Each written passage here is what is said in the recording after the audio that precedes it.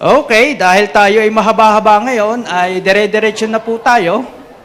Ang ating pong series, kung hindi doon sa mga bago po at hindi pa nakakatuon sa ating series, ang ating pong series ay Grace to Each One, expository series po ito sa Book of Ephesians. Kaya tayo po ngayon ay nasa chapter 3 na. So kung hindi po nyo na yung simula ng 1 hanggang 2, pwede nyo naman pong balikan sa YouTube natin. Meron po tayong YouTube. Ang pangalan po ay yun din, Jesus Our Abundant Life Church. So, tayo na po. Let's get it on.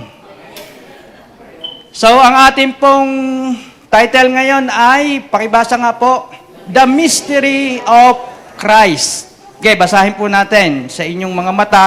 Subaybayan po natin yung ating teksto. Kakunti naman po yan. 3, 1, 13 hanggang 13.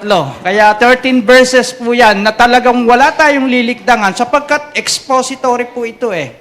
Ang maganda po nito, ang mga preacher nakakaligtas na magdagdag pa dahil verse by verse natin itong pag-aaralan. Okay, mahaba eh. For this reason, number 1, I, Paul, the prisoner of Christ Jesus, for the sake of you Gentiles, if indeed you have heard of the administration of God's grace, which was given to me for you, that by revelation there was made known to me the mystery as I wrote before briefly. By referring to this, when you read, you can understand my insight into the mystery of Christ. Doon natin kinuha yung title natin, doon sa mystery of Christ, which in other generation was not made known to mankind, as it has now been revealed to his holy apostles and prophets in the Spirit. To be specific, that the Gentiles are fellow heirs and fellow members of the body and fellow partakers of the promise in Christ Jesus through the gospel, of which I was made a minister, according to the gift of God's grace, which was given to me, sabi ni Paul, according to the working of His power. Verse 8, to me, the very least of all saints, this grace was given to preach to the Gentiles the unfathomable riches of Christ, and to enlighten all people as to what the plan of the mystery is, which for ages has been hidden in God, who created all things, so that the multifaceted wisdom of God might now be made known through the church to the rulers and the authorities in the heavenly places. 11, this was in accordance with the eternal purpose which He carried out in Christ Jesus our Lord, in whom we have boldness and confident access through faith in Him. Last verse, therefore, I ask you not to become discouraged about my tribulations in your behalf, since they are your glory. Okay, pinagpala na ng Diyos po ang mensahe niya. So bago po tayo magpatuloy, tingnan po natin yung binasa natin. Babahaginin po natin sa tatlo yung mystery of Christ na yan. Unang part po niyan ay tingnan natin yung the minister, kasi nakalagay doon I, Paul, di ba? Meron pong tatlong bahagi yan. Tingnan din natin sa part 2, yan ay kung ano yung mensahe ng mystery of Christ. Pangatlong parte ay ano ba yung dahilan, ano ba yung natatanging layunin ng Diyos kung bakit ibinigay yung mystery of Christ. Okay, diyan po tayo maglalaro, diyan po tayo tatakbo ang ating senaryo ng pag-aaral ng ating topic. Sa English po, ang mystery, medyo malabo ang pagka-distinct. Kasi pag sinabing misteryo, para bagang madilim. Kasi ang English po ay bumababa sa paglaon ng panahon. Parang obscure, parang malabo, para kaya nga, ano kaya ang hiwaga ng itim na blusa? Yan, mystery. Ano ang hiwagang bumabalot? Parang ganun ang rendition pag English. Ano kaya ang bumabalot sa likod ng salamin na yon na pag tumingin ka ay may lumalabas? Mystery. Yan ang patungkol. Nakakatakot. Sikreto. Parang hindi mo maapuha. Puzzling, sabi doon. What is mysterious is inexplicable. Hindi mo kayang i-explika. Hindi ko. Misteryoso eh. Mahirap. Yun ang sa Ingles, incomprehensible. Hindi mo malirip ng isipan basta naniniwala ka na lang sa salamin na may lumalabas doong mahabang buruhan-buruha. Okay, ganyan eh, misteryo eh. May misteryo sa banga. Ano yung tawag doon? Yung may pelikula dati na ng 80s? Halimaw sa banga. O, alam na mga batang 80s yan. Di ba? Takot na takot tayo. May hiwaga eh. Yan ang English. Pero iba po ang rendition o iba po ang pagkaunawa pag sa Griego natin kinuha. Doon sa original. Wala ho yung pagkakaiba sa salitang salvage. Nung unang panahon, sa English po, ang talagang meaning ng salvage ay kapag may naroon sa pier at may barko doon at nalulunod, halimbawa, nalulunod ang barko, halimbawa ay tataob, isasalvage nila. O tutulungan nilang mai-restore yun. O kaya kung lumubog man, yung mga gamit doon sa ilalim ng dagat, isasalvage nila. Pero dahil nagkameron ng maling pag-unawa since 1970s, okay, 1970s, iba ng meaning ng salvage ngayon. Alam nyo na yan.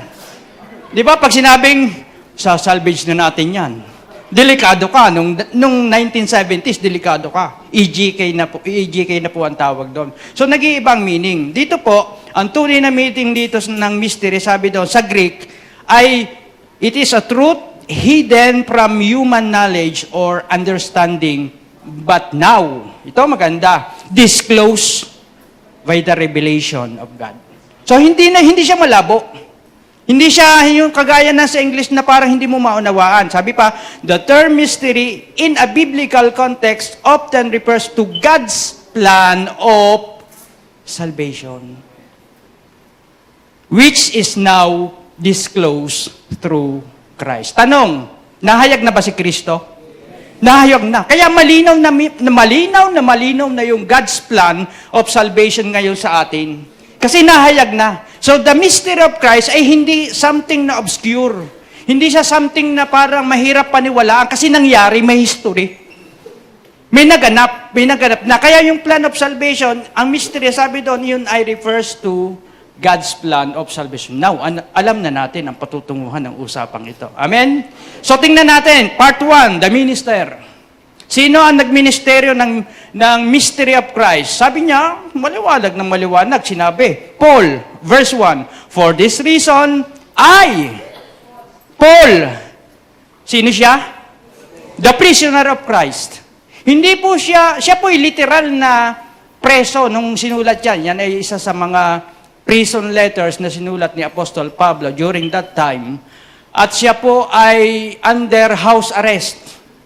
Pero hindi niya itinuring na siya ay prisoner of Rome.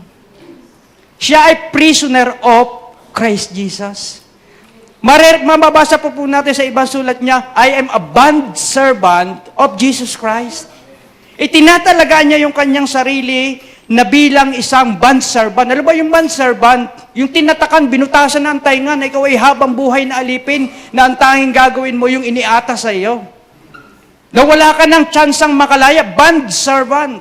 Yan ang kanyang pagkakakilala sa kanyang sarili. Hindi ako nakulong ng Roma. Hindi ako, bagamat literal na nakakulong, iba ang pananaw ni Pablo. I, Paul, the prisoner of Christ Jesus. Ito maganda, matindi.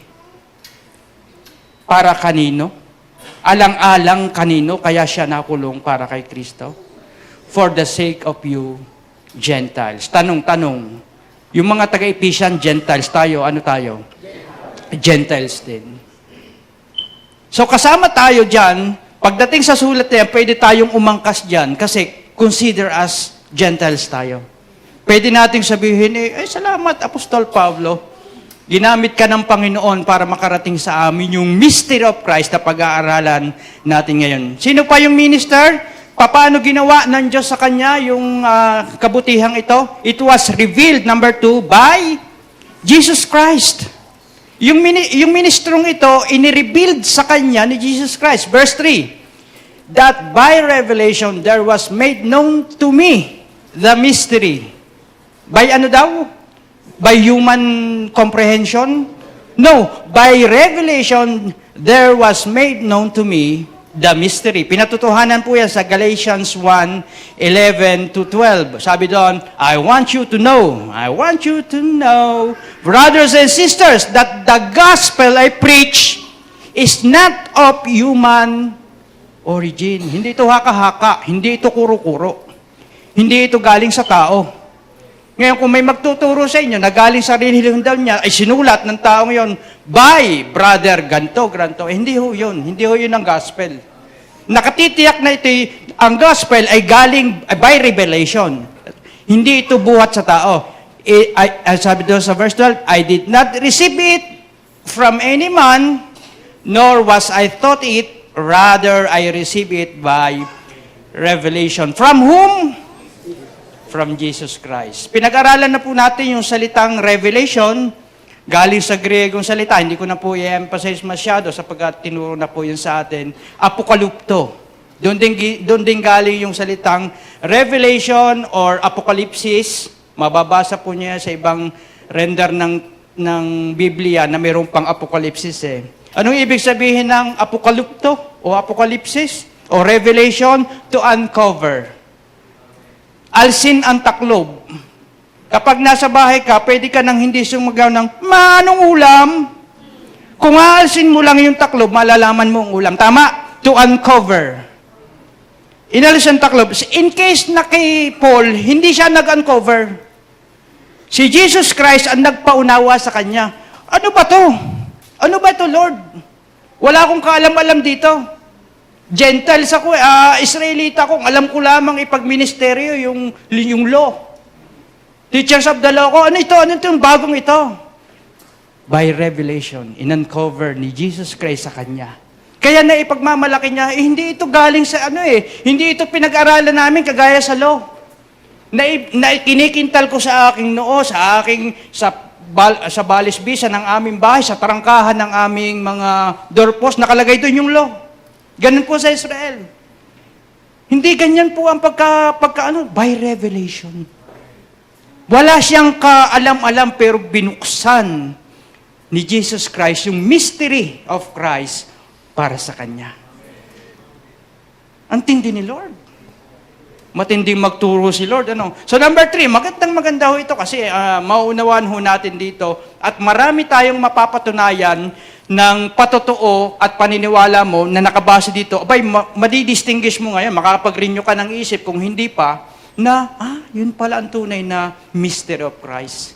Amen? So number 3, sino si Pablo? Made minister of the gospel. Hindi siya hinire. Hindi siya binayaran. Ang sabi sa verse 7, I was made. Sinong gumawa? Kailangan may gumawa. I was made a minister according to the gift of God's grace which was given to me. Bigay na naman according to the working of His power.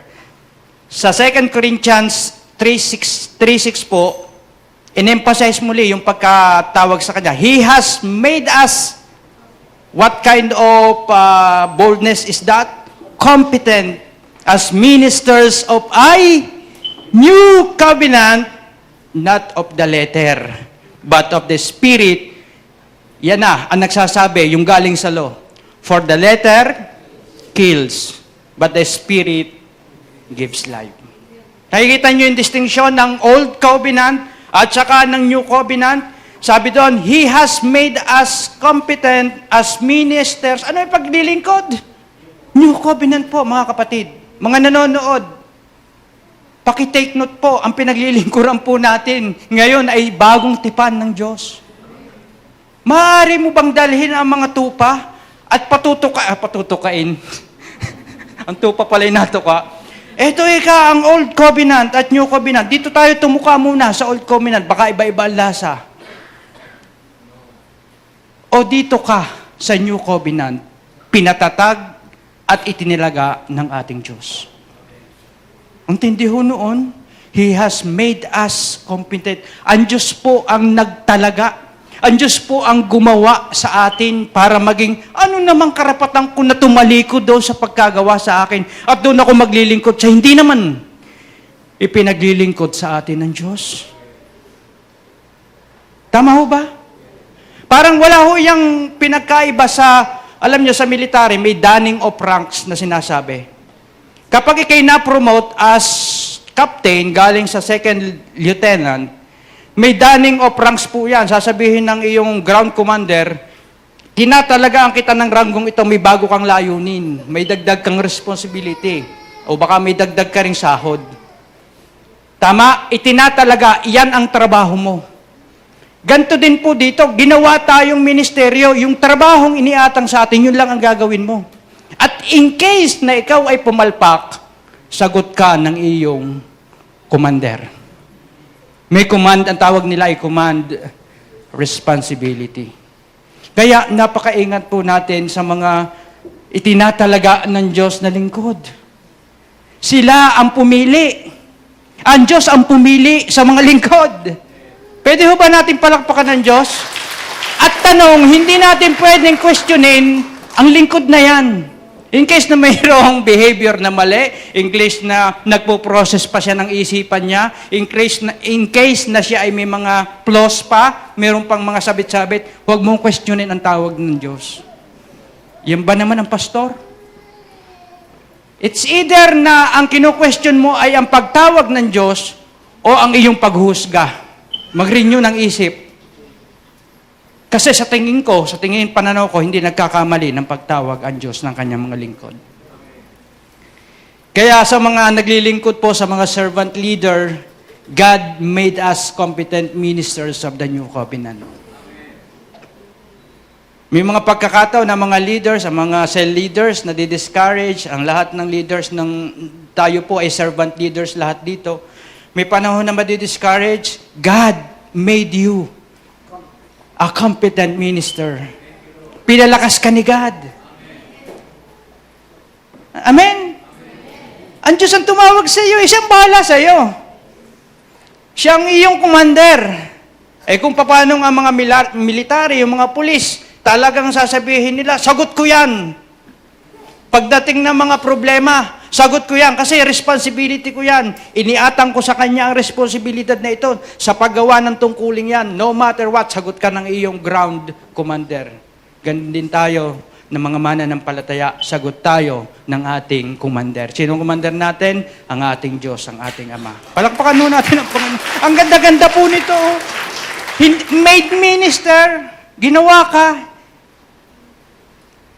Si Apostol Pablo po, during this time, nung masulat po itong book na to, biruin nyo ito'y ano lang siya, 4 na taon ng pagkamatay ni Kristo. Kaya naman sabi doon, tayo din naman po ay ginawang mga lingkod ni Kristo. Tingnan nyo po, Romans 12:6-8. Yung pinagkatawag kay Apostol Pablo, akala ng iba, wala din pagkatawag sa ating lahat. Akala nila ang pagkatawag, si Pablo lang ang tinawag. Tingnan nyo, we have different gifts. Pag sinabing we have, nag-iisa ba yun? Tayong lahat. We. Pag sinabing I, uuwi. Dahil, we po yun. According to the grace given to each of us. Meron bang binigay sa atin, sa bawat isa sa atin, na biyaya? Yes. If your gift is prophesying, then prophesy in accordance with your faith. If it is serving, then serve. If it is teaching, ang galing mag-teach na rin, then teach. If it is to encourage, then give encouragement. If it is giving, then give generously. If it is to lead, do it diligently. If it is to show mercy, do it cheerfully. Tanong, may gift ka ba? Mamaya, may ministry prayer po tayo dyan sa labas. Announcement lang po. Advance announcement. Pwede po kayong mag-sign in. Baka naman may naka-sign in na sa inyo. Amen? Merong kinakailangan, merong iniatas o ibinigay sa inyo ang Panginoon. Yun, the grace. Sabi doon sa verse 6, we have different gifts according to the grace given to each of us. Iniintay namin, mga kapatid, ang paglilingkod ng bawat isa. Ang ganda ho sa loob ng church na tayo naglilingkuran sa isa't isa. Meron kang gift ng serving, nagsiserve ka. Meron kang gift ng teaching. Ang ganda-ganda po niyan. Meron kang, ang ganda nito, ministry of encouragement. Alam nyo kami yung tatlo ni Pastor, and si Pastora, hindi naman masyado namin. Basta yung may magpipreach po dito, every time, kung sino man yan, paglabas niya, sasabihin niya, Pastor, ang ganda ng, ano mo, ang ganda ng preaching mo. Tanong, nakaka-encourage ho ba yun? Ma-appreciate ka? Kami lang tatlo. Baka gusto niyong mag-ministry of encouragement. Hindi naman po sa pag-joke, talagang nagpapasalamat po tayo sa church natin. Nag-i-encourage po kayo in a way na nagmamahal kayo sa amin, nagpipray. Hindi lamang yung ina-assure nyo kami. Pero praise God sa buhay nyo, mga kapatid. Napaka-ano po ninyo. Napakagaling po nyo mag-appreciate ng mga lingkod ng tumawag. I'm proud to be sabihin ng lingkod ng Diyos. Kasi siya ang tumawag eh. Hindi ako lingkod ng Pangulo. Hindi ako lingkod ni Bukal. Hindi ako lingkod ni Congressman. Hindi ako lingkod ni Mayor. Lingkod kami ni Kristo, sabi doon. Ano po? Kaya sa ministry prayer, perma na po kayo. Nandiyan po, meron po dyan. Meron po tayong pwedeng ipaglingkod sa ating kapwa. Kasi binigyan po tayo. Tunay na binigyan tayo. Hindi po ako nagsabi niyan. Ang Biblia po ang nagsabi na may gift. May talent ka ba na sumayaw dito? Mag-special number kapag may offering? Gift po yan. May gift ka ba na tinitingnan mo yung kagandahan ng ating church building? Na ano pang man nakikita mo, bukod sa napakaganda ng mga blinds na yan, para tayong kino-comfort. Di ba? Gift. Mga regalo po yan sa atin ng Diyos na dapat nating ipaglingkod. Sino pa si Pablo? Number 4. Siya yung least of all saints.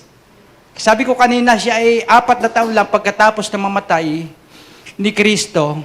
Siya po ay namit niya by revelation, by personal appearance ni Jesus Christ, si Pablo.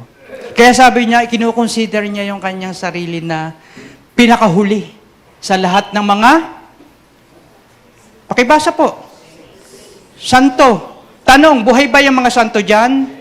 O, basahin natin. To me, the very least of all saints, this grace was given to preach to the Gentiles. Kaya ang mga saints, hindi binibinerasyon pag namatay na.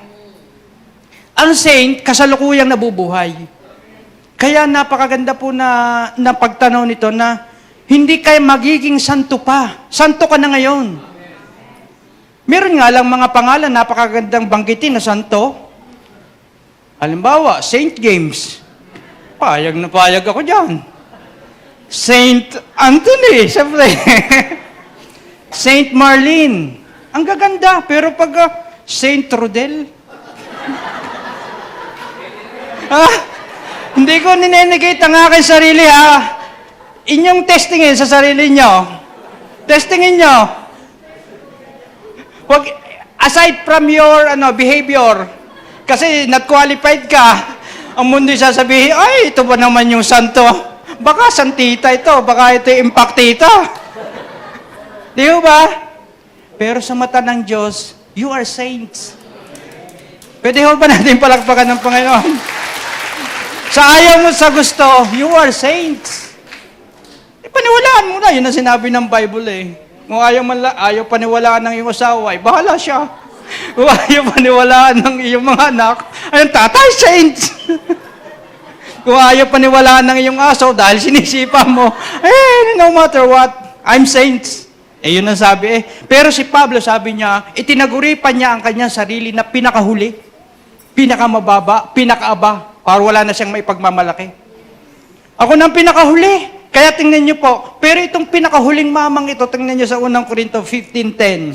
But God treated me with undeserved grace. Sino pong gustong itrato ng Diyos ng biyaya lamang ng Diyos? Ayan but God, sabi ni Apostol Pablo, treated me. Paano tinreated? With undeserved grace. He made me what I am. And His grace wasn't wasted. I work much harder than any of the other apostles. Mas mahirap ang, sabi nga noon, mas mahirap ang sinabana ko, sabi ni Apostol Pablo. Pwede ba niyang ipagmalaki yon? Sinasabi lang niya ang katotohanan, hindi niya pinagmamalaki. Tingnan niyo. Although it was really God's grace at work, and not me. Bakit daw niya nagawa yon? Dahil lamang sa biyaya ng Diyos na ibinigay sa Kanya. Ang ganda-ganda nun, inilagay niya ang kanyang sarili as a list. Para wala na siyang may pagmamalaki, wala na siyang may pagmamapuri. At yung lahat ng kanyang pinag-aral at alam, ikinonsider niyang loss. Walang pakinabang to Ang galing-galing ko sa law, ang galing-galing ko sa lahat ng bagay. Talagang ako'y pariseyo ng mga pariseyo. Pagdating sa kautusan, walang makatatalo sa akin. Pagdating sa law, sabi ni gayon. Pero kinonsider niyang loss yun. Yun ang mahalaga sa kanya. I work harder than any of the other apostles. Pero hindi po ako yun. Kundi ang biyaya ng Diyos. Pwede ba natin sabihin na dahil sa biyaya, ako ay naligtas? Parang yun ang ine-emphasize ni Apostol Pablo Dahil sa biyaya, ako'y nabubuhay. At may buhay na walang hanggan. Dahil sa biyaya, ako ngayon ay nakapaglilingkod. At ang pinaglilingkuran kay Diyos ng mga Diyos at Panginoon ng mga Panginoon. Anong pribilehiyo pa ang magmomotivate sa isang servant para maglingkod kung ang pinaglilingkuran mo ay Diyos ng mga Diyos? Ewan ko na. Hindi ako absent. Sa opisina nga, hindi ka na absent Yung pampaglilingkod mo sa Diyos, ang iyong aabsinan. Mag-renew po tayo ng isipan sa paglilingkod sa ating Panginoon. Si Apostol Pablo, masakit na ang katawan, hindi nagre-reklamo Halos mamatay na siya, naglilingkod sa Panginoon. Anong nagmamotivate sa iyo? Sa paglilingkod? Hindi mapapasubili list of all saints.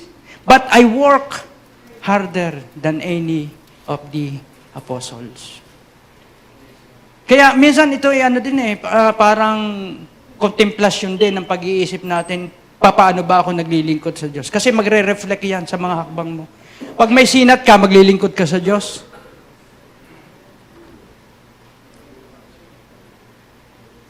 Pag wala kang pamasahe, maglilingkod ka sa Diyos. Buti ngayon, may sasakyan, may jeep, at meron ka pang sasakyan na laging may gas. Yun ay dahil sapat ang biyaya ng Diyos. Pero yung commitment mo, sabi doon, yung biyayang ibinigay sa atin, questionin mo sarili mo. Questionan natin ang sarili natin kung gaano tayo ka-committed sa Panginoon natin na pinaglingkuran, na nagbigay ng habag at awa sa atin. Dahil sa biyaya, ako'y nakapaglilingkod. Imagine, si Apostol Pablo, kung nabasa niyo ang buhay, yung mga early apostles, nakatali na ang kamay at paa, umaawit pa sa Panginoon. Nasa kulungan. Anong kanta? Kay buti-buti mo, Panginoon. Nakatali yun. Pwede ba sabihin natin, kabuti-buti mo, Panginoon, nakatali ang kamay mo? Dahil sa biyaya, tayo ay pinalalakas. Amen. Ang ganda ng kanta na, may kanta dati ang mga matatanda Ano yung kantang yun? Nakalimutan ko. Kung nanghihinay, pinalalakas. At kung ako'y bumabagsak, Kamay mo ay laging nariyan, Jesus, lubos kitang minamahal. Kahit kailan, di ka nagkulang, biyaya mo sa akin. Ang ganda po ng kantang yun eh. Pag nanghihina ka, sino nagpapalakas? Omega painkiller? Hindi. Hindi, ang Diyos ang nagpapalakas po sa atin. Sa bawat pagbagsak natin at panghihina, sino nag-i-encourage sa atin? Si Lord. Dahil sa kanyang biyaya. Kung paano nakita natin, ang ganda-ganda ng mensaheng ito. Dahil ito ay nagpapatunay ng tinuturo natin ay ang biyaya ng Diyos. At tanging biyaya ng Diyos ang kailangan ng sinumang tao sa mundong ito. Amen? Pwede ba natin palakpakan ng Diyos? Now, let's go to part 2 naman. Part 2. May nakukuha ba tayo? Amen. Sabi doon, yung the message. Ano naman ang mensaheng nais iparating ng Diyos kay Apostol Pablo na ito sabihin mo. Ito lang ang sasabihin mo. Kasi maliwanag po yun eh. Anong message? Letter A, the administration of God's grace. Verse 2, sabi doon, indeed, you have heard of the administration of God's grace, which was given to me, sabi ni Apostol Pablo, for you.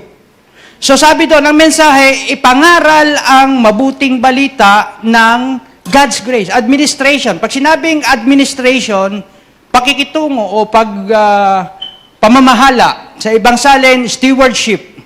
Sa ibang salin po niyan, dispensation of God's grace.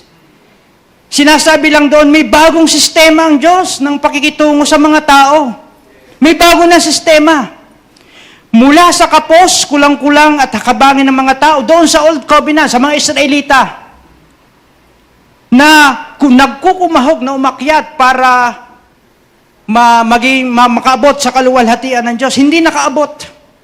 Teka, sabi nung Mystery of Christ, Pablo, ihayag mo ito sa mga taga-Epeso, sa mga hintil, sa lahat ng hintil, na may bago ng pamamahala, meron na akong bagong pakikitungo sa mga tao. Ano yung pakikitungong yon? Administration of, yan po, God's grace. Yan ang iyong pangungunahin, yan ang iyong ituturo.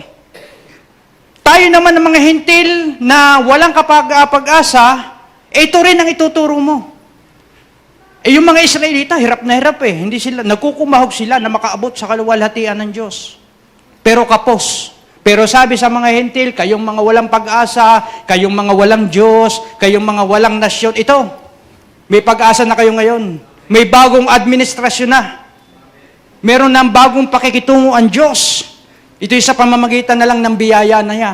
Dahil wala eh. Walang matuwid kahit isa. Walang makakaabot. Walang papasa. Kung hindi papaltan ng pakikitungo ng Diyos, walang makakapasa.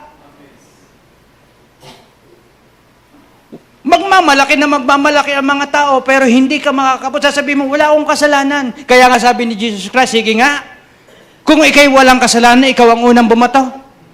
Magmamalaki, ay timoy ka ang ginawa ko. Mas malaki ang iniabot ko sa offering. Kalampag na eh. Kasi noon coins eh. Yung isang kusing maliit. Pero sabi nung mas maganda ang kanyang paghahandog sapagkat ang binigay niya yung lahat ng meron siya. Sapagkat ang binigay mo yung tira ng kung anong meron ka. Tira-tira lang ng kung anong meron ka. Magmamalaki ang tao. Walang makakaabot. Magkukunwari tayong lahat.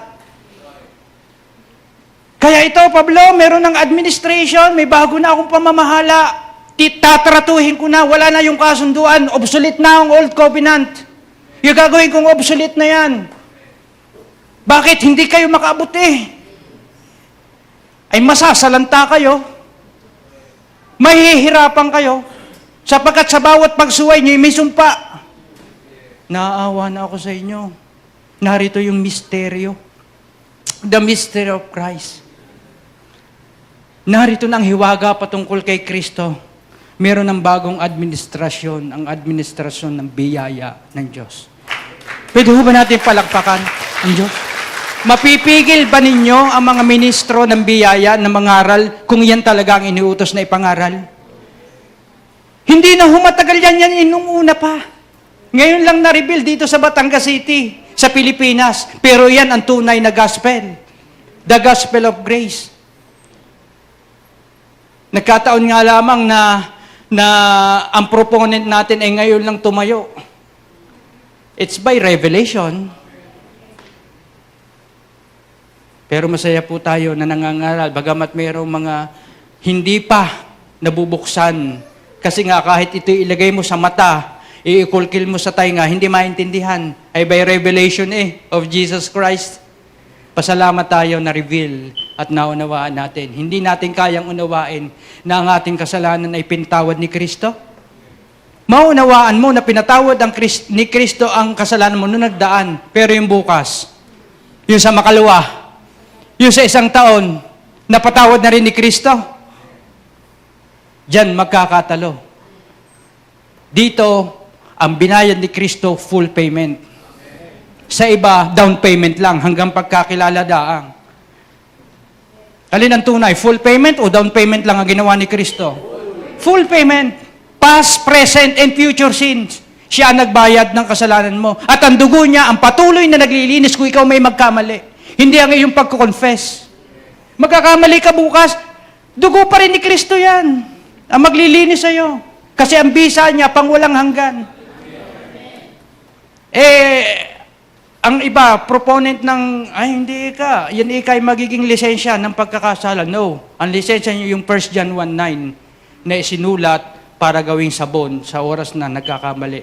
Ang aming lisensya ng paghingi ng tawad o paglilinis sa amin ay yung dugo ni Kristong tumigil sa kanyang katawan. Without the shedding of the blood, there is no forgiveness of sin. So ano ang susi para mapatawad ang kasalanan? The blood. Hindi ang yung pagnguy-nguy at paglilitan niya. Pero yun yung hirap ng relihiyong ginawa sa amin noon. Lahat ng kasalanan mo isusulat mo sa bond paper, yellow paper pa. Taon-taon isusulat mo. Hindi ko naman maalala. Paano yun? Naalala ba niyo ang kasalanan niyo lahat? Ay sabi nung asawa mo, meron ko pang kasalanan sa akin Hindi mapawi-pawi sa listahan ko Pao sasabihin mo na isulat mong lahat? No, hindi po Hindi talaga natin kayang litaniyahin lahat sa dami ng kasalanan na nagagawa natin. Bakit hindi mo itiwala sa dugo ni Kristo na siyang tunay? Amen? Na siyang may kapangyarihang maglinis at gumawa nito. Ginawa niya ang lahat ng ito once and for all. Amen? Ang ganda, no? Sarap. So dito sa sulat ni Apostol Pablo ito, napapagtibay na tama ang iyong pinaniniwalaan. Tama ang iyong pinamumuhay sapagkat yun Nagiging lisensya ba sa atin ang paggawa ng kasalanan? Yes or no? Oh, no. Hindi ka masaya pag ikaw ay may galit sa puso. I-release mo yan. Tama? Hindi ka nako.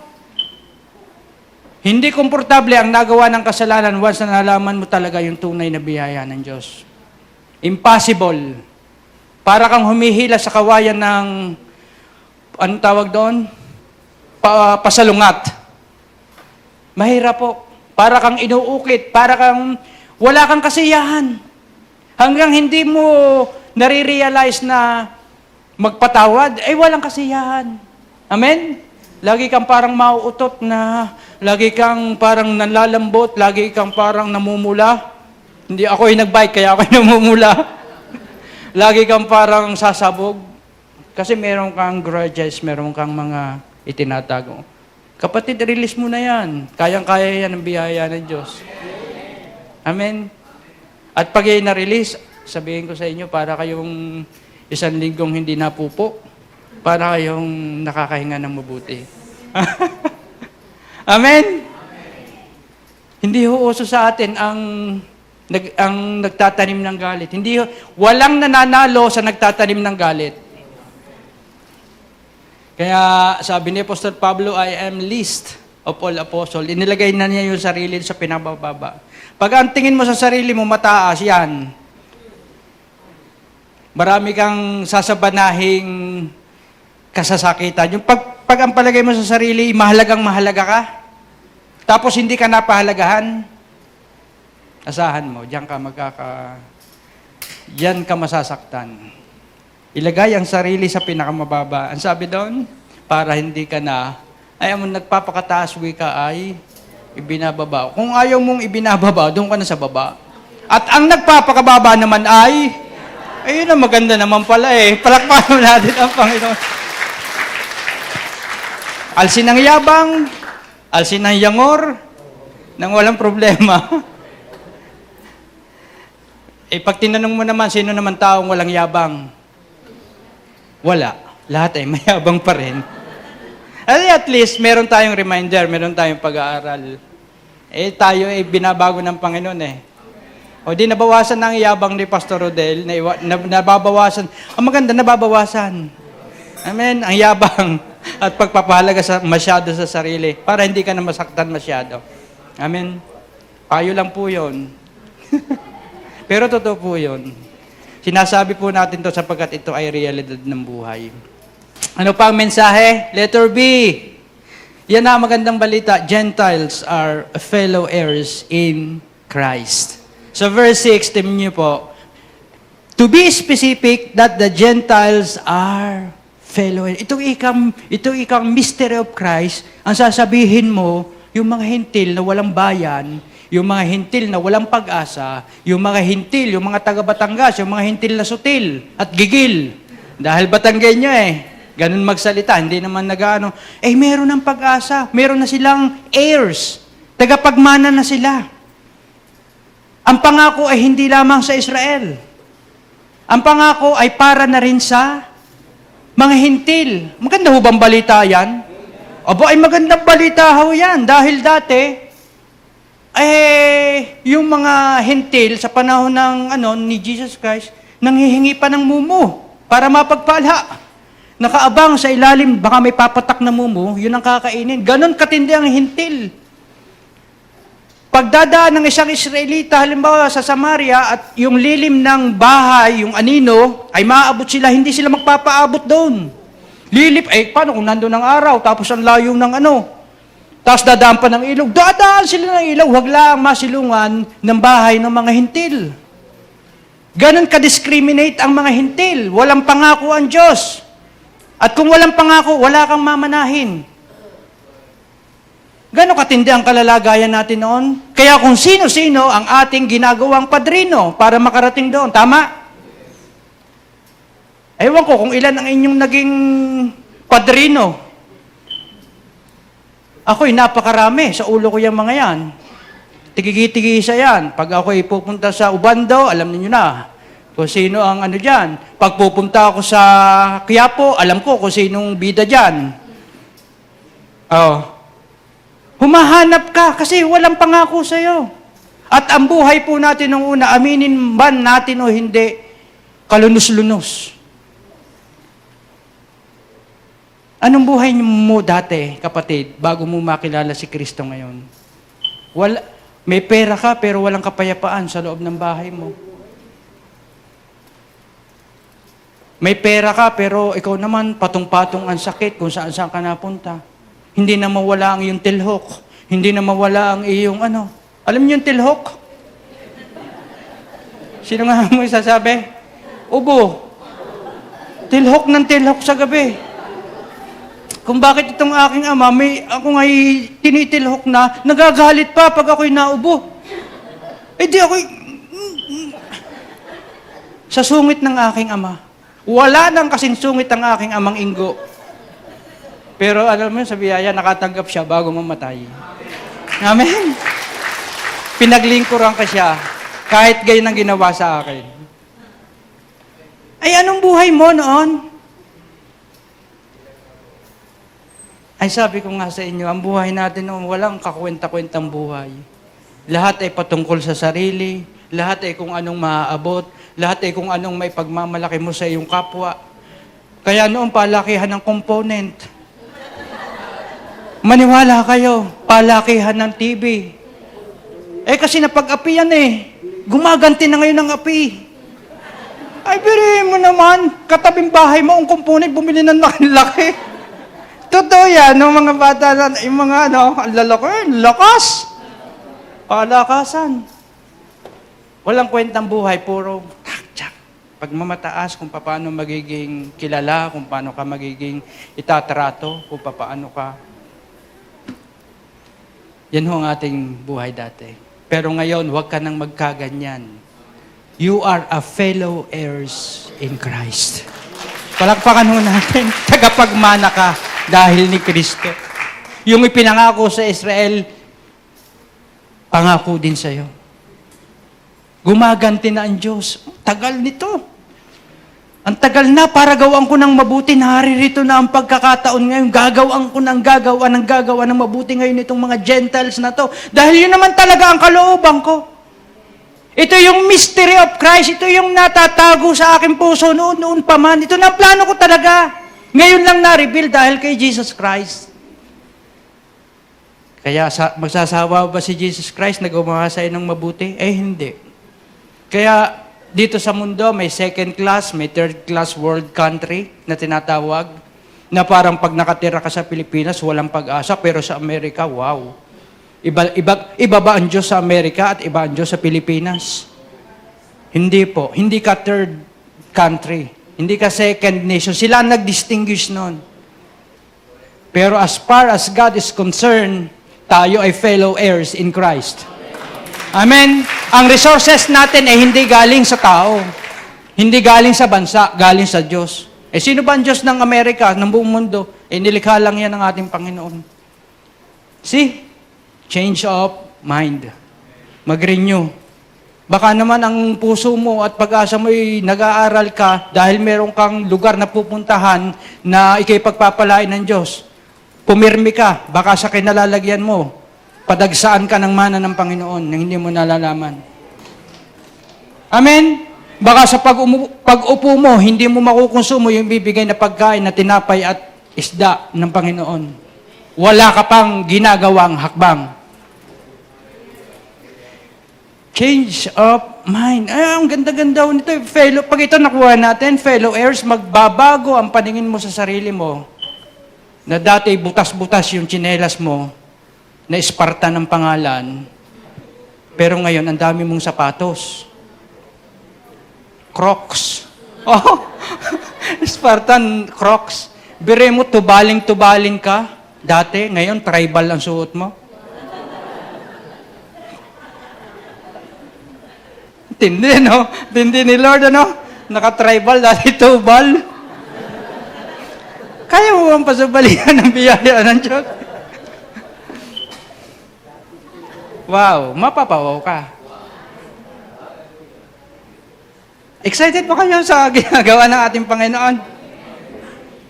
Kung ano man sitwasyon ng buhay mo ngayon, walang mahirap sa Diyos. Hindi yan permanente. Kayang-kayang baguhin yan ng Panginoon at ayusin namin. Ephesians chapter 3 verse 6, ito ang lihim. Yan yung tinagalog ko lang po yan. Sa pamamagitan ng ano? Magandang balita. Yung pinangangaral natin, ang ebanghelyo ng mabuting balita ni Kristo, na ang mga hintil ay may bahagi rin sa mga pagpapala ng Diyos tulad ng mga Hudyo. Meron ba tayong promise to claim dyan? Pag nagbabasa kasi tayo ng Bible, mayroong promise to claim na sinasabi. Anong nais mong i-claim dyan sa verse na yan? Aba, ay basahin po natin. Dahil kay Kristo, may bahagi ako sa mga pagpapala ng Diyos. Tanggapin mo na, claim it mo na. Amen? May pagpapala. Bakit? Dahil kay Kristo eh. Kaya ako'y may bahagi sa pagpapala ng Diyos. Ano ang tawag dun sa wala tayong naiambag, pero nagkaroon tayo ng bahagi? Biyaya ng Diyos. Wala kang naiambag para pabaitin mo ang Diyos at bigay sa iyo yan. Pero kusang ibinigay po yan. Wala kang naiambag kahit kaunti. Pero tayo tumanggap. Yun ay biyaya ng Diyos. Letter C. Ito ay pamamalita mo, Apostol Pablo. That Gentiles are members of the body of Christ. Sino ho dito ang hindi nagpapahalaga sa kanyang katawan? Sino ho sa inyo ang may pinipili at paborito sa inyong katawan? Anong paboritong katawan nyo? Ay, kasi dito, mahalaga hong malaman natin dito na ginawa tayong members of the body of Christ. Lahat tayo may function. Lahat tayo may purpose. Lahat tayo mahal ng ulo. At sino yung ulo? Si Kristo. Kayo ba'y nag-iisip ng masama sa inyong katawan?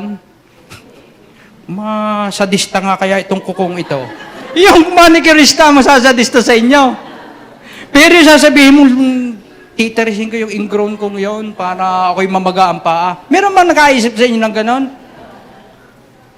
Ay, ang ganda nito kasi sabi doon sa Ephesians 1:22, and God placed all things under His feet and appointed Him, sino? Si Kristo, to be head over everything for the church, which is His body. Church ba tayo? Hindi po ang church ay itong building. Ito yung church building nga lang. Pero ang church po ay lupon ng mga taong naniwala kay Kristo. Sabi doon, everything for the church. To be head over the church. Si Kristo. Siya ang mamamahala. Amen? Tingnan po yon. Which is His body, the fullness of Him who fills everything in every way. Biruin mo, tayo pala yung nakaka-fulfill din kay Jesus Christ. Kaya tayo ginawang isang bahagi. Yan hihiwaga ng mystery of Christ. Ang pupuno pala kay Kristo, sabi doon, which is His body, the fullness of Him who fills everything in every way. Biruin mo naman tayo, ginamit pa ni Kristo as an instrument. Yun yung hiwaga ng biyaya ng Diyos. Pinili ka. Pinagkatiwalaan. At ikaw ay patuloy na inaalagaan. Sabi ko nga, ang galing sa iyong katawan, lahat yata ay nililiguan mo. Pag naligo ka, wala kang itinitira dahil paborito mo yung dahil galit ka sa paa, huwag kang mababasa. Liligo ako. Hindi Kung ano ang biyayang dumadaloy sa ulo, nararanasan ng buong katawan. And we are one body. Kaya hindi tayo mag-iinggitan kung pinagpapala ka ng kotse o anumang mga physical or material na blessing. Huwag ka maiinggit. One body yan. Matuwa ka, katawan mo yan, kakatawan mo. Ay susunod ang iyo. One body ka Amen? Pwede bang ang paggaling, masakit ang masakit ang aking paa. Ang pagagalingin ko lang yung kaliwa, yung kanan, hindi. Dahil paborito ko. Pwede ba yun? Hindi. One body. Si Kristo ang namamahala. Kaya napakaganda ho nito. Hindi ka ulibong ligaw. Sabi doon. Hindi ka walang nagmamayari sa iyo. Ikaw may nagmamayari sa iyo. Si Kristo ang nagmamayari sa atin. Maganda hong malaman natin yon. Dahil kung paano pinahahalagahan ni Kristo ang katawan, ganun ka pinahalagahan kung anong pagpapahalaga sa katawan. Amen? Tayo nga, nagpapahalagang maigi ang ating kilay. Sabi nga ni Pastor James, sa pagpapahalaga mo sa sarili mo, naging one lane na. Kung tumingin ka sa salamin, ang gandang lalaki nito. Napakagandang babae mo. Pinagpala ka sa babaeng lahat. Ano ang pinahalagaan ho ba ninyo ang inyong katawan? Ano kaya ang magandang make-up na ilalagay ko? Basta lahat, particularly sa inyong katawan, sa paglilinis, ilang oras kaya ako sa loob ng CR ngayon? Hindi ko sinasabing mahaba yung iba. Pero pinahalagahan po natin ang ating katawan. Symbolic po ito kung paano pinahalagahan ni Kristo ang kanyang iglesia. Amen? Hindi niya pababayaan, hindi niya iiwan. Letter D, that Gentiles are, itong magandang balita, partakers of the promise in Christ Jesus. Partakers ka na. Kabahagi ka na. Sa verse 6 sabi doon, and fellow partakers of the promise in Christ Jesus. Paano? Through the gospel. Kaya kung meron pa tayong hindi makakakilala na kamag-anak, mangyayari po yan na ikay magiging tagapagmana kapag naipamalita mo ang mabuting balita ni Kristo at tinanggap.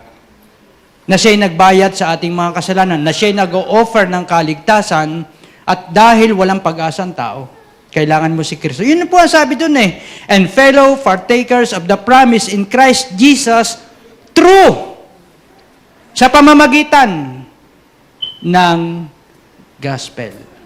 Kaya sabi doon sa 1:6 na Romans, ang sabi doon, ang mabuting balita, ang kapangyarihan ng Diyos sa ikaliligtas, unang-unay ng mga Hudyo, pagkatapos ay ng mga Hintil. Ano ang kapangyarihan ng Diyos? Gospel. Tanong, nasa iyo na ba yung gospel? Anong nasa iyo? Kapangyarihan ng Diyos. Meron kang kapangyarihan na nasa sa iyo na pwedeng i-share sa mga tao. It's up to you kung ibabahagi mo or hindi. Pero as long na ang Diyos ang nagbigay sa iyo, nasa sa iyo na yan. Ano yung mga promises in Christ Jesus? Pwede natin tingnan. Salvation. Yung kanyang presence. Ano yung partakers of promise? Ano yung pinaramis ni Jesus Christ sa atin? Peace. Forgiveness. Natanggap mo ba yan? Total forgiveness. Absolute. Power. Guidance. Heavenly home, and many, many more. Dahil pinangako ni Kristo. Amen? Letter E. Sabi doon, itong ministry of Christ, sabi doon, preach the unfathomable riches of Christ. Wow! Baka naman kayo ay maging ano dyan, maging prosperity gospel. Kasi puro na lang, para dito sa church ninyo, lagi na lamang yung kabutihan ng Diyos. Lagi na lamang yung pagpapala ng Diyos. Lagi na lang yung pangunawa ng Diyos. Kapatid, ano bang gusto mong ipangaral namin? Yung sumpa. Anong gusto mong marinig na ikay ninanakawan? Ang sabi doon, naparito si Kristo hindi upang magnakaw. Naparito siya para bigyan ka ng isang buhay na ganap at kasiyasiya. John 10:10. Alam nga naman yung ipangaral ko yung trabaho ng demonyo. Hindi naman ako minister ng demonyo. Tama ho ba? Kaya sabi doon, preach the unfathomable riches of Christ. Paano yan? Yan ang nais ipangaral eh. I-withhold ba natin ang karapatan ng mga hintil na inalipin ng kaaway para marinig nila ang mabuting balita na sa pamamagitan ni Kristo, may bagong balita na nais iparana sa atin? Anong ibig sabihin ng unfathomable riches of Christ? Merong boundless riches of Christ. Anong boundless? Walang katapusan. Walang hangganan. Inexhaustible blessing. Masasayang, hindi mo kayang ubusin. Lalabis, hindi magkukulang. Kagaya doon sa 5 tinapay at 2 isda, labish-labish. Pinag-aralan po natin yon. Hindi mo kayang konsumuhin inexhaustible blessings and treasures found in Christ, which are beyond human comprehension. Ano pa yung beyond human comprehension? Yung hindi mo maunawaan. Kaya mo bang unawain ng biyaya sa iyo na pag-ibig at biyaya? Kaya mo bang ubusin yan? Exhaustible? Kaya mong exhaust yan? Kaya mo bang limitahan at sabihin mo, ito lang ang grasya, hanggang doon lang ang grasya ng biyaya ng Diyos? Nasusukat ko pa. Ayan, sabi doon, the unfathomable, hindi mo kayang sukatin. Hindi mo nga kayang nguyain. Pero may naubos ang ngipin ng mga pinakain na 5,000, hindi naubos ang pagkain. Kauna-unahang buffet na nangyari sa Pilipinas, eat all you can all you. Pinakain lahat. Walang bayad, libre, biyaya. Preach, sabi, preach the unfathomable riches of Christ. Kaya mo bang konsumuhin ang wisdom and knowledge of God? Kaya mo bang ma-comprehend yan? Kaya mo bang maunawaan yan? Kaya mo bang masukat yan? Yan yung binigay sa atin eh. Yung eternal life, kaya mo ba sukatin yan? Pagkatapos nito, yun lang ang eternal life. Kung pusa na may siyam na buhay, bibilangin mo kung ilang ulit na bang nahulog ang pusa ni Mingming. 3. Yun yung pusa hindi mo masukat ang buhay. How much more ang bigay sa iyo na eternal life ni Jesus Christ. By the way, hindi naman totoo yung siyam na buhay ng pusa. Sabi-sabi lang yon ng mga matatanda. Hindi mo kayang sukatin yan. Hindi mo kayang ubusin yan. Kaya i-enjoy mo na lang yan. Yung mga spiritual gifts and blessings, hindi rin natin kayang ubusin yan. Yung mga minamana natin kay Jesus Christ, yung inheritance in Christ, hindi natin kayang.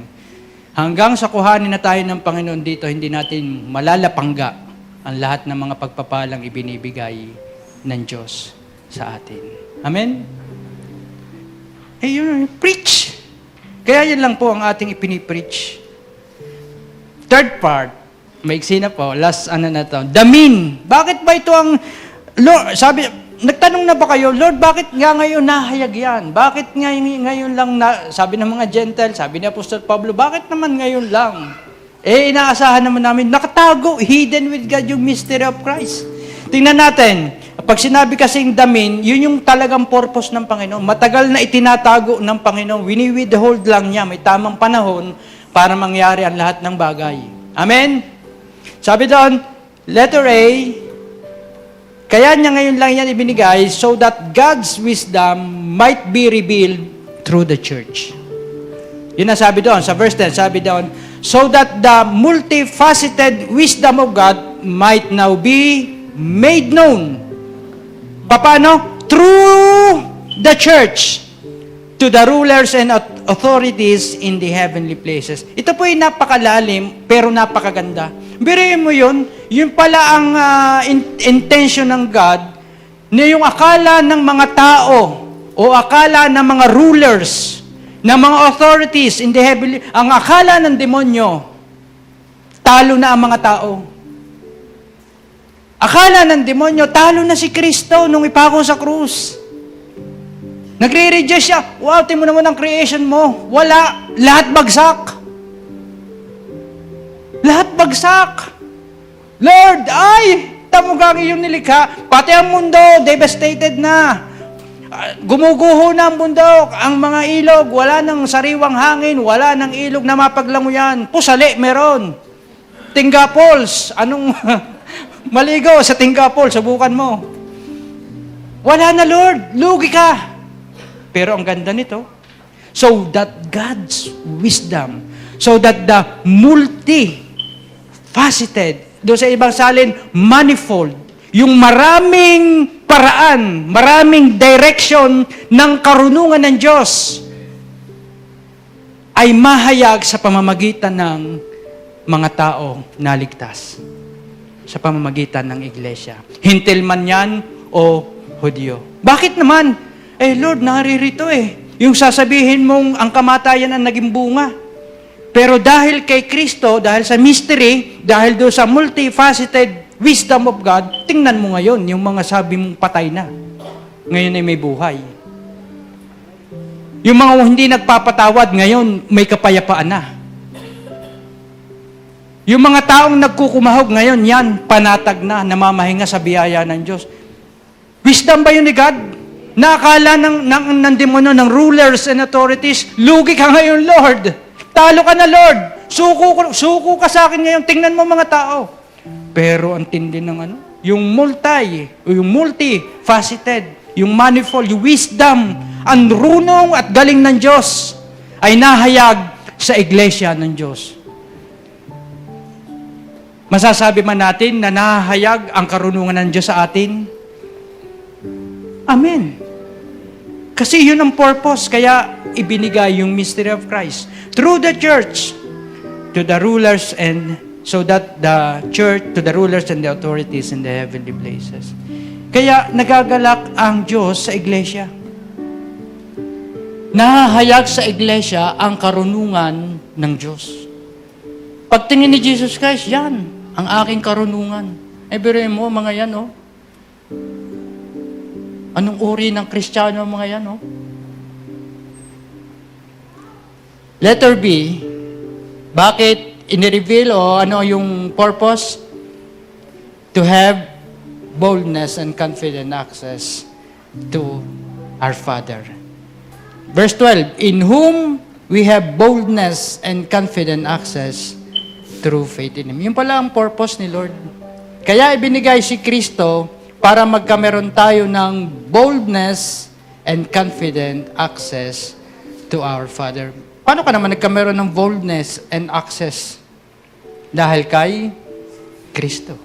Siya yung ating kumpiyansa. Siya yung ating confident. Saan tayo nagre-rely? Doon sa tinapos na gawa ni Kristo. Na I am accepted, I am beloved by God dahil sa ginawa ni Kristo. Si Kristo, ang dahilan. Sabi doon, meron ka ng boldness and confident access to our Father. Yung bang mga anak natin, yung mga anak ninyo, nakuha pa ng tagapamagitan para makalapit sa inyo at hihingi ng baon? Makuha nga muna rin kapitbahay na rin. Baka rin malakas-lakas sa tatay para ako ibigyan ng baon. O ang inyong mga anak ay direkto na sasabihin na pa yung baon. We have boldness and confident access to, kanino? Our Father. Pwede ka nang dumirekta. Huwag ka nang kumuha ng mediator. Huwag ka nang kumuha ng mediatrix kung babae man yan. Hindi kailangan. Si Kristo ang tunay na mediator. Nag-iisang mediator. At katanggap-tanggap lahat ang bawat paglapit natin sa Diyos. Amen? Pwede kang lumapit with boldness and confidence. Kasi na-revealed yung mystery of Christ, which is Christ, si Kristo mismo. Amen? Bukas na po ang tabing ng tabernakulo dahil sa katawan ni Kristo. Yung dating hindi ka makapasok sa tabernakulo, nung namatay si Kristo, mula itaas hanggang baba, nawala na ang separation, nawala na ang tabing, pwede ka nang dumiretso dahil sa katawan ni Kristo. Doon sa krus, ang mga Israelita, lapit kayo sa akin. Yung mga hentil, lapit din kayo sa akin. Gagawin ko kayong iglesia ng Diyos. Church na lang. Na-rebuild yung multifaceted wisdom ni Kristo. Hiwaga ba yon? Kapangyarihan ba yon? Karunungan ba yon ng Diyos? Nakala mo, bagsak ka na, talo ka na, pero biglang bumangon ka, ibinangon ka ng Diyos? Yan ay wisdom ni God. Kaya yung sitwasyon mo, hindi pa, lagi natin sinasabi, hindi final ang mga sitwasyon mo sa buhay. Kayang-kaya kang ibahon kasi meron siyang wisdom. Meron siyang, hindi mo malirip ang kanyang karunungan. Hindi mo maalman yung kanyang kaparaanan. Ang tindi. Pag nahayag sa atin ng mga bagay na ginagawa ng Diyos, sasabihin mo na, Lord, salamat po. Ang laki ng bayarin ko sa bill. Ang daming patotoo, di ba? Uoperahan, heart diseases, o anumang uri ng ano yan. Saan ako kukuha ng pera? Pero pag nagtiwala ka kay Lord, lalabis, hindi kukulang. Saan ako kukuha ng ataol? Saan ako kukuha ng paglilibingan? Wala pa akong plano. Wala pa akong mga plano ng paglilibingan. Wala pa akong lupa na nabili para ako'y ilubog. Pero pagpatay ka na, huwag mo nang problemahin yan. Pero nakatitiyak ako, gagawa ang Panginoon doon sa mga mahal mo sa buhay na hindi sila luluha dahil wala kang panlibing. Hindi ka mailibing. Magdudonasyon tayo dito. Mailibing lang kayo. Tama ho ba? Pero yung iiyak ka, Lord, Diyos ko po namang buhay ito. Ang asawa ko hindi ko mailibing. 1 taon na sa morgue, 1 taon na sa ano.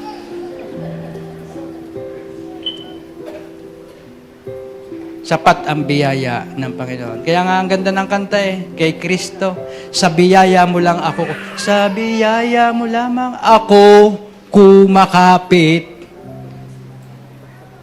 Dati ang iba, sa bakla kumakapit, sa Bombay kumakapit, kay kumare kumakapit, pero sa biyaya tayo kumakapit. Bukas na po. We have boldness and confidence because of Jesus. Ano po ating take away? The mystery of Christ is that Christ is in you now. Sino si Kristo? The hope of Glory. Colossians 1:27. Palakpakan ho natin ang Panginoon sa napakasaya. Panginoon, nagpapasalamat po kami sa inyo, Panginoon. Pinaliwanag niyo sa amin yung misteryong ito, Panginoon, na kayo pala ito, Panginoon, na nahayag sa aming kalagitnaan. Nagpapasalamat po kami na dahil sa biyaya, pagpapala, natanggap po namin, Panginoon, ikaw. At kami ngayon ay hindi na isang tupang ligaw, hindi na kami isang ulibong ligaw, kami ay pinag-isa mo na. Kagaya ng mga pagpapalang ibinigay mo sa mga Israelita, ganun din kami tumatanggap ng mga pagpapalang ito dahil po sa inyong misteryong ito, Panginoon, ang iyong katawan na nabayubay doon sa krus. Panginoon, nagpapasalamat po kami at kung sino man pong naririto, Panginoon, nanunood, makakapakinig, na hindi pa tinatanggap ikaw, Kristo, na siyang nagbayad ng aming mga kasalanan, na siyang humanap sa amin, na siyang nagbigay ng kaligtasan. Inaanyayahan kita sa isang panalangin ng pagtanggap kay Kristo. Nasasabihin mo lamang ay wala kang magagawa, ako'y makasalanan dahil ako ay nagkasala sa Diyos. Sabihin mo, Panginoong Jesus, ako po ay makasalanan. Ako po ay mapapahamak kung wala ka sa buhay ko. Nagpapasalamat ako na doon sa krus, binayaran mo ang lahat kong mga kasalanan. Nagpapasalamat din ako na libre mong ibinibigay ang biyaya ng kaligtasan na pwede kong tanggapin ng walang bayad. Tinatanggap kita, Panginoon, bilang aking tagapagligtas, bilang aking Panginoon. Salamat po sa buhay na walang hanggan na yung binibigay sa akin sa pangalan ni Jesus. Amen. Yun po, magandang umaga po muli. Kung yan po ay talagang inyong tinanggap, and then, meron na po tayong karapatan na naging anak ng Diyos. Tayo po dadako sa communion.